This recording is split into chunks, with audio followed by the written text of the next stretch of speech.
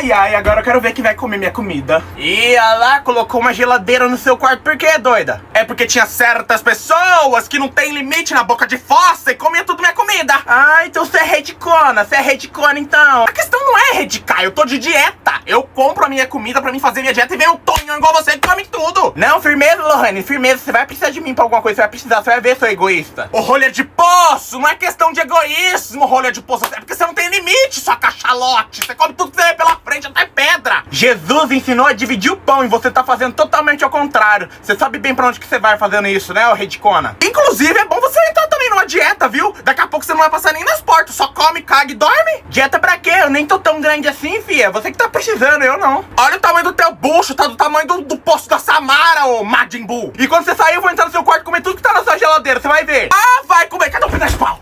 Cadê um pedaço de pau? Tô brincando, tô brincando. Eu quero ver alguém entrar no meu quarto, eu quero ver.